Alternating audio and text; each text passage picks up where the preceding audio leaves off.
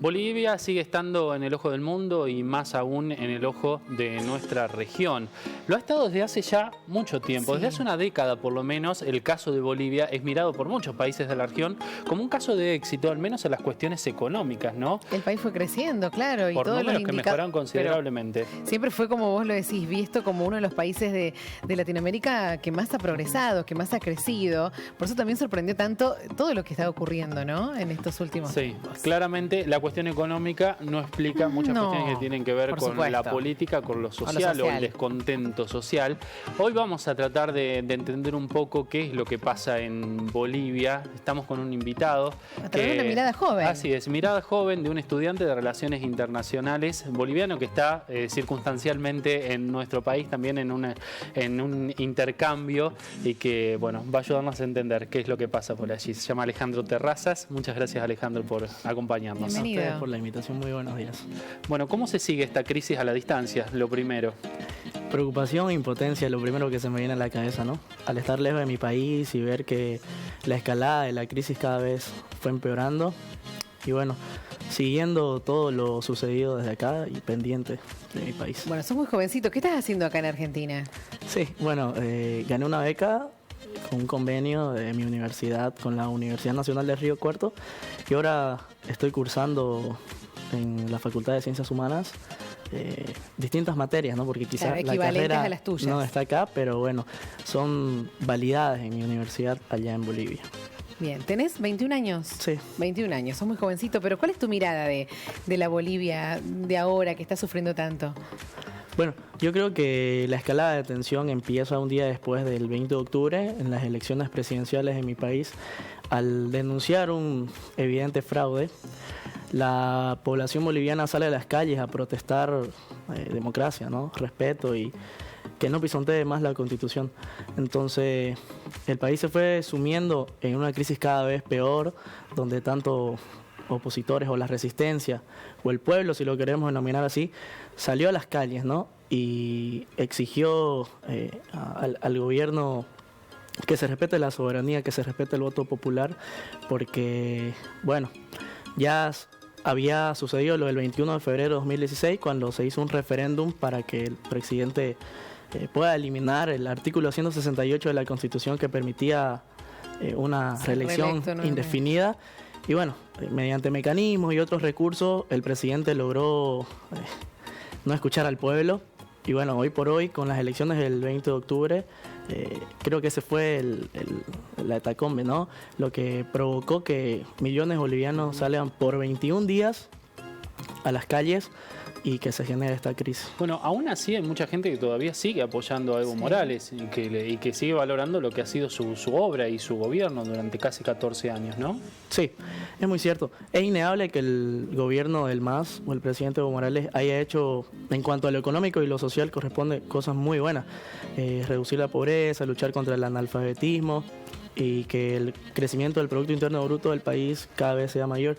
Sin embargo, a su vez y paralelamente, en cuanto a principios democráticos quizás, o a escuchar al pueblo, si quieren verlo así, el señor expresidente no fue su fuerte, y quizás la mala administración del poder que él tuvo y esa intención de eternizarse en el poder fue lo que lo llevó a que su partido gobierno se vaya debilitando cada vez más, ¿no? Entonces se puede decir que fueron distintos sucesos. Fue un proceso sistemático que le fue quitando mucha popularidad al presidente, porque cabe recordar que Evo Morales ganó las primeras elecciones con mayoría absoluta. Claro. ¿No?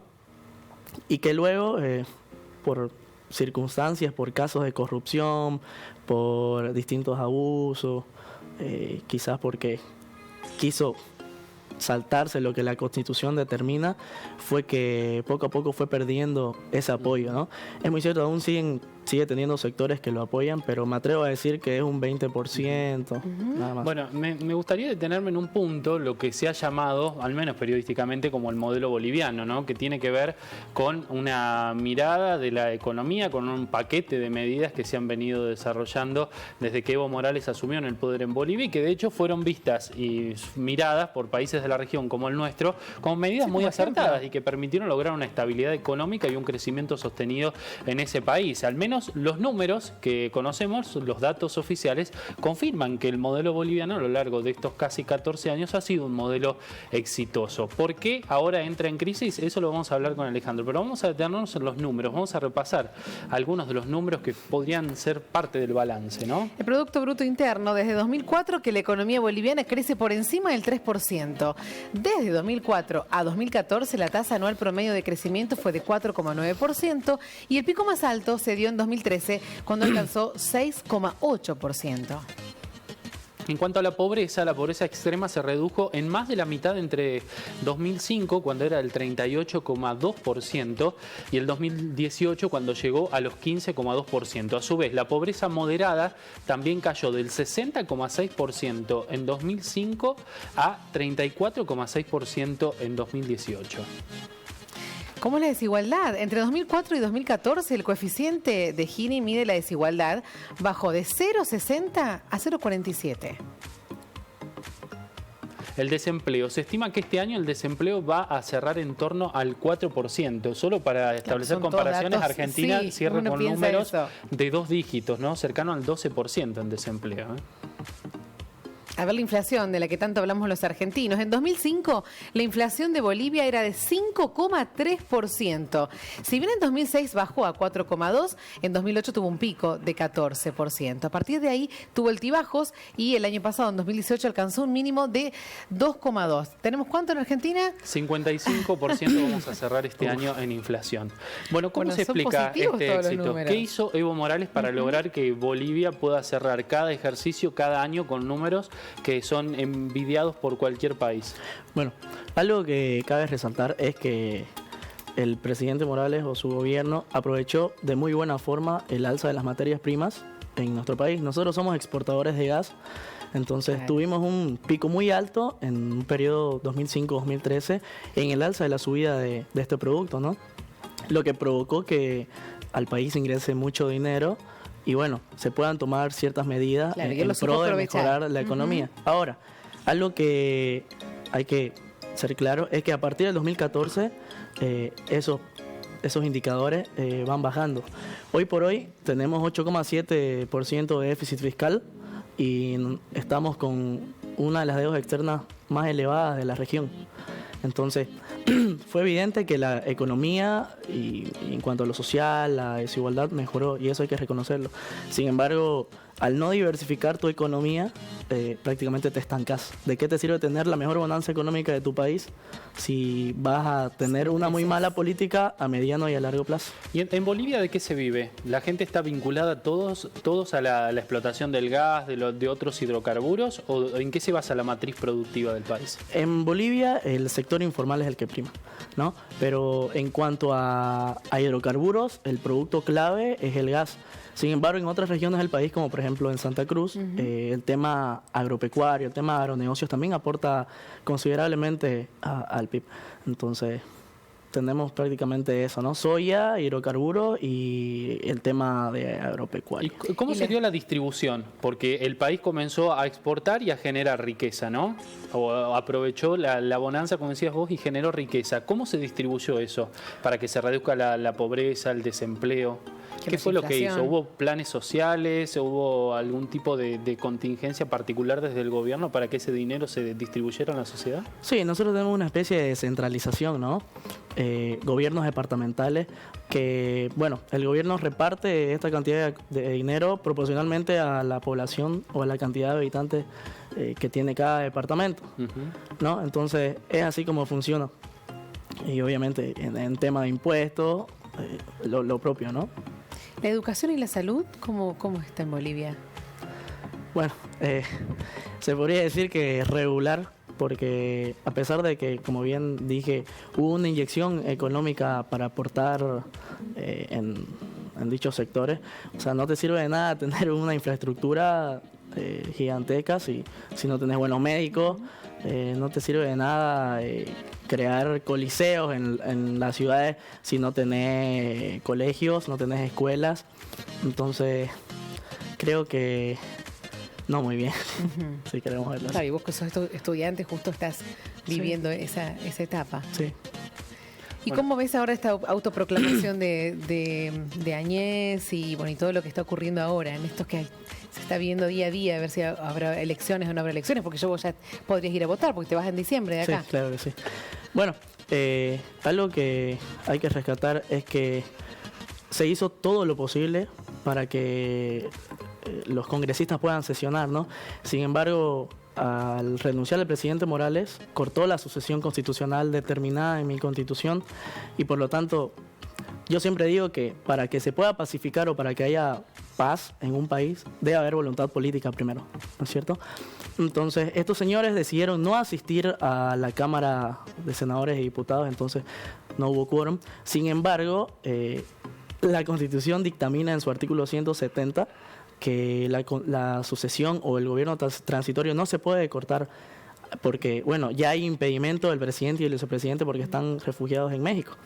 Entonces, el Tribunal Constitucional Plurinacional de mi país, que se encarga de interpretar la Constitución, le da ese espacio, le da luz verde, le permite a la senadora Áñez poder proclamarse en base a lo constitucional, porque le correspondía asumir como presidente del Senado, por tanto sube a la presidencia del Estado plurinacional. Aún sin contar con el quórum parlamentario, con el resto de los senadores. Sí, porque bueno, se habla de un golpe de Estado, ¿no es cierto? Sin embargo, nos quedamos 48 horas sin presidente, entonces creo que sería irresponsable hablar de un golpe de Estado cuando nadie asumió el cargo, cuando los militares en ningún momento salieron por la fuerza a sacarlo al presidente, ¿no?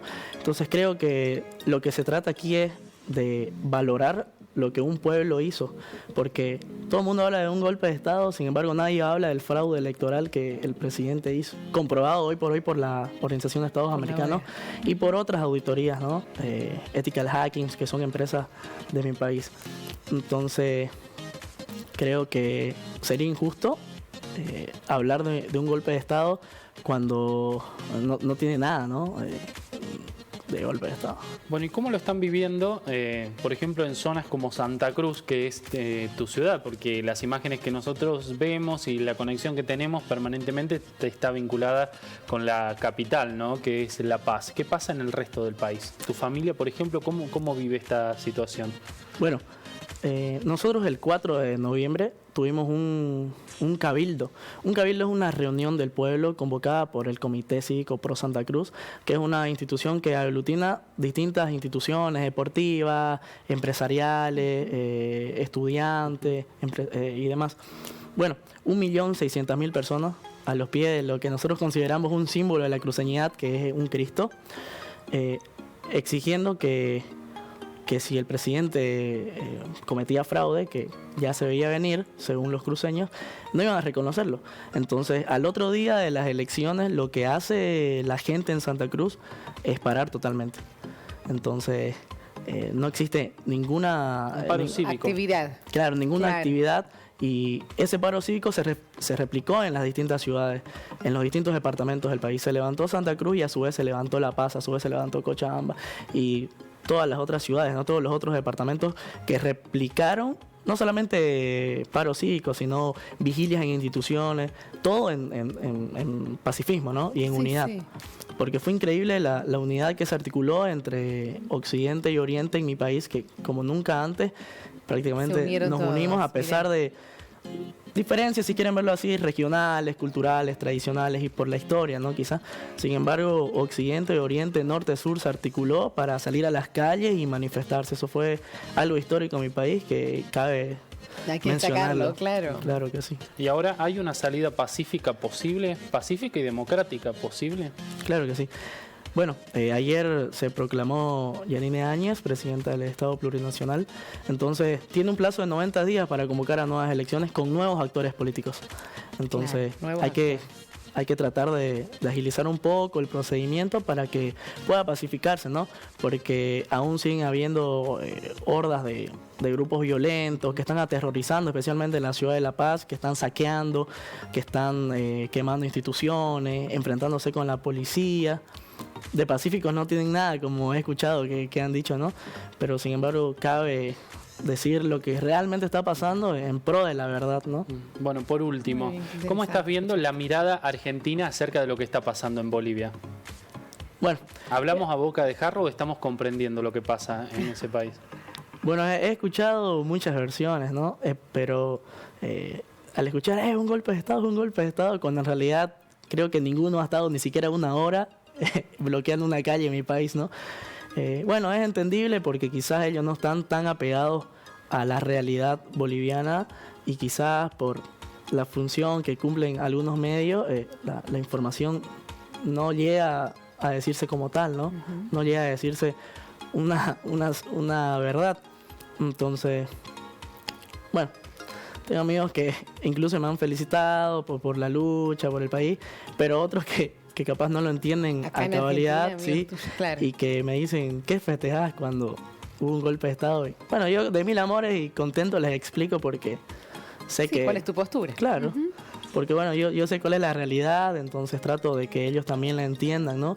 Para que quizás puedan informarse un poco más sobre mi país, puedan entender realmente qué es lo que pasó, para que no se dejen engañar con declaraciones de afuera, ¿no? Bueno, te agradecemos placer. por este tiempo. Interesante Ustedes. conocer también la mirada y la postura de alguien que viene desde allá, Sí. ¿no? Y que está siguiendo con atención lo que pasa. Bueno, que tengas un buen término de tu beca acá, de tu Muchísimas intercambio, gracias. y que puedas Bueno, ¿te volver a un tratamos país bien en la paz. Argentina? Buenísimo, me encanta, gracias. ¿Te gusta? Sí. Qué bueno. Bueno, Muchas gracias, gracias. un placer. Ok.